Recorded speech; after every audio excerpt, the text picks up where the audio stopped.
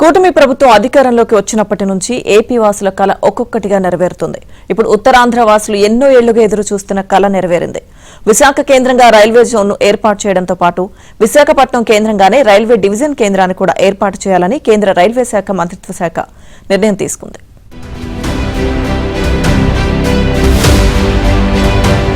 రాష్ట్రంలో కూటమి ప్రభుత్వం అధికారంలోకి వచ్చిన తర్వాత సుదీర్ఘకాలంగా పెండింగ్ లో ఉన్న అనేక సమస్యలు పరిష్కారం అవుతున్నాయి.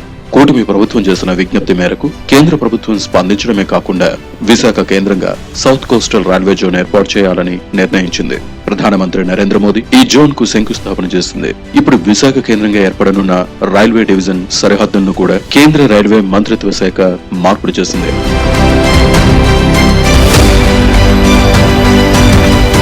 సౌత్ కోస్టల్ రైల్వే జోన్ పరిధిలో విజయవాడ, విశాఖపట్నం, గుంటూరు, గుంతకల్ రైల్వే డివిజన్లను చేర్చింది. ఇంతకు ముందు గుంటూరు, గుంతకల్, విజయవాడ రైల్వే డివిజన్లు ఇవి రైల్వే పరిధిలో ఉండేవి. ఇక విశాఖ డివిజన్ లో 410 కిలోమీటర్ల పరిధిని చేర్చారు రైల్వే అధికారులు. పలాస నుంచి విశాఖపట్నం, దువ్వాడ, కూలేరు నుంచి విజయనగరం, నవపాడు జంక్షన్ వరకు, సింహాచలం నార్త్ నుంచి దువ్వాడ బైపాస్ వరకు, వడ్లపూడి నుంచి దువ్వాడ, విశాఖపట్నం స్టీల్ ప్లాంట్ వరకు రైల్వే ట్రాక్ మొత్తం విశాఖ రైల్వే డివిజన్ లోకి వస్తుందని కేంద్రం తెలిపింది.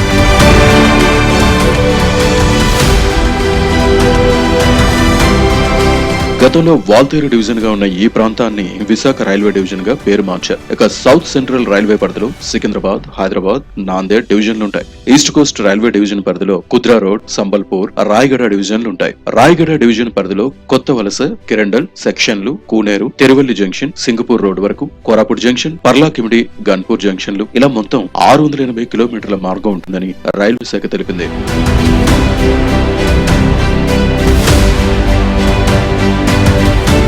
ప్రస్తుతం గుంటూరు రైల్వే డివిజన్ పరిధిలో ఉన్న Vishnupuram to Pagidipalli, Vishnupuram to Janpahad వరకు ఉన్న మార్గాన్ని సికింద్రాబాద్ డివిజన్ పరిధిలోకి తీసుకోవాలని నిర్ణయించింది రైల్వే శాఖ. ఇటు కొండపల్లి నుంచి మోటుమరి సెక్షన్ ను సికింద్రాబాద్ డివిజన్ పరిధి నుంచి విజయవాడ డివిజన్ పరిధిలోకి తీసుకురావాలని నిర్ణయించారు.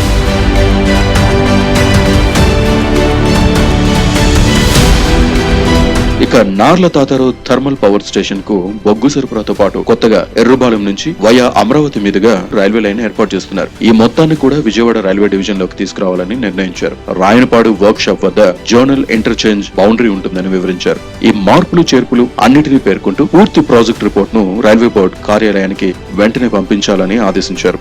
ఈ మేరకు ఎగ్జిక్యూటివ్ డైరెక్టర్ సంజీవ్ కుమార్ ఆదేశాలు జారీ చేశారు. మొత్తంగా కేంద్రం తాజా ఉత్తర్వులతో ఉత్తరాంధ్ర చిరకాల వాంఛ నెరవేరినట్టయింది.